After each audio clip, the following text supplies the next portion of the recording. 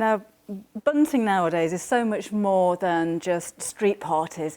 And special occasions for that matter. Bunting nowadays is used as decoration. You can use it around your home. Imagine this around your children's bed head, party time at home, of course, around pelmets. But of course, in the garden as well. This could be strung up while you're having a barbecue outside, from tree to tree, from branch to branch, around your tables, around your chairs as decoration. And of course, you can use this all year round. Take it in when it's raining. Now, if you're going to sell your bunting, you can personalise it and maybe put letters or names onto each one of the pennants. Make it as long or as short as you like. But I think particularly if you want your bunting to sell or to last a long time and come out year after year after year, or to give you a professional look as decoration, it needs to be pretty perfect. So it's not just a case of cutting triangles, letting them fray, sewing them to a piece of ribbon. My bunting's actually lined, and I've used buyer's tape instead of ribbon, so there are no raw edges anywhere. So it gives a really nice professional finish. Now I've got an easy way to cut your triangles, no matter what size they are. If you have a rotary cutter, your mat and your ruler, this is the way that I've done it. I've actually folded my fabric over into 4 pieces and lined up the edges and trimmed that away if it's not perfectly straight. Then take your ruler, the ruler is 6 inches wide, line it up to the edge of your fabric and cut. So now I've got 4 strips of fabric which are 6 inches wide. Then to make the triangle shapes, use your board now and line this up with one of the straight lines on the board. My bunting is actually 6 inches wide, each triangle is 6 inches wide. So if I come across to the number 6 on the board, I'll then need to cut a triangle down to the number 3 here.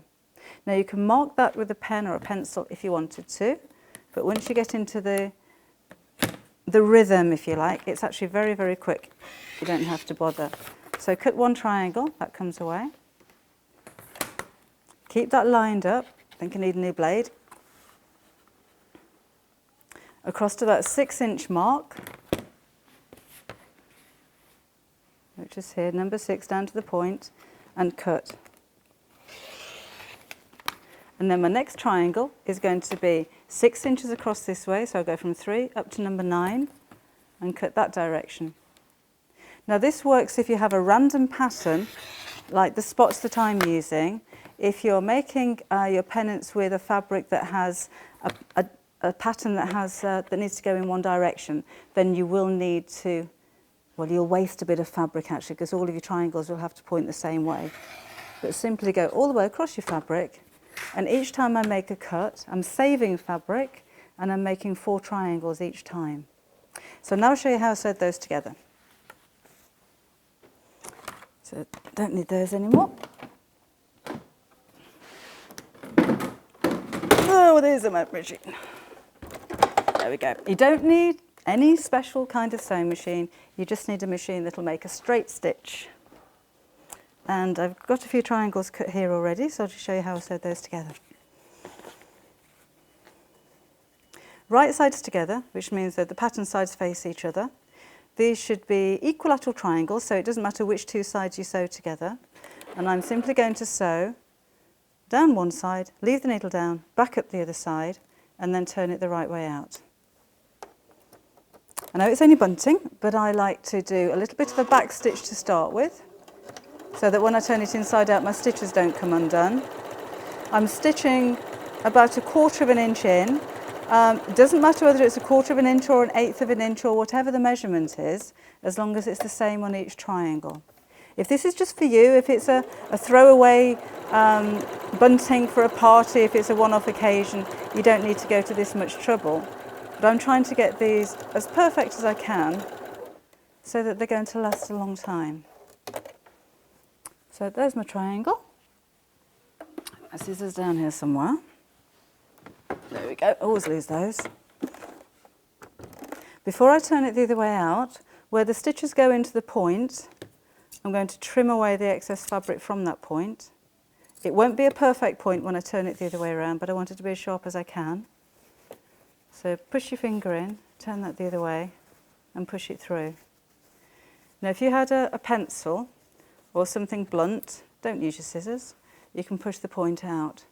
Just be careful if you do use your scissors that you don't push them all the way through the point. Right. And then again, to make them look professional and to help them sit flat, normally I'd press that now, but I don't have the iron on at the moment. I think we can get away with it. I'm going to top stitch to hold that in place. So again, I'll just go backwards a little bit. And I'm top stitching again about 1/4 inch from the edge, and I'm doing that for a reason.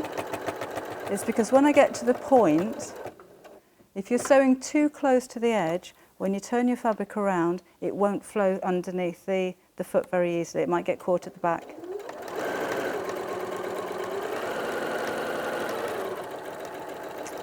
And just back tack. And there we go.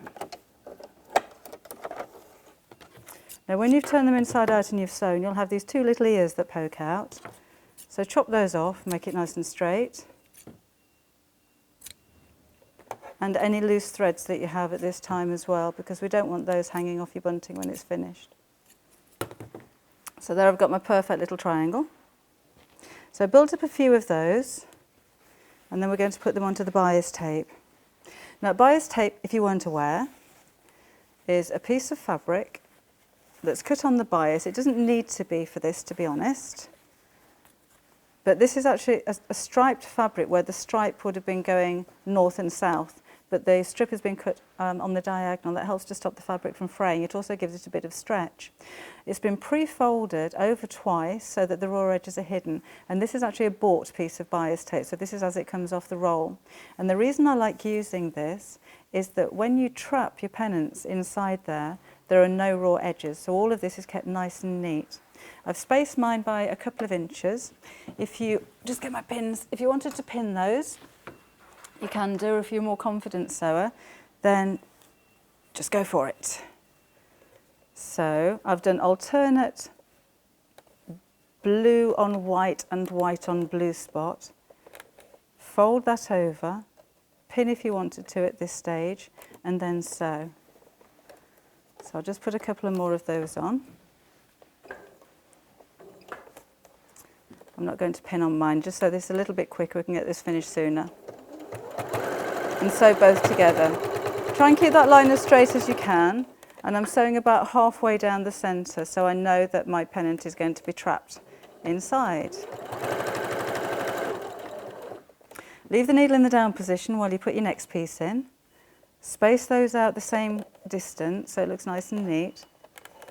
And you can do any size of bunting. This is going to be bunting that's at the bottom of the garden. Make it big. You can even buy a fluorescent fabric or fluorescent fabric paint so they really stand out.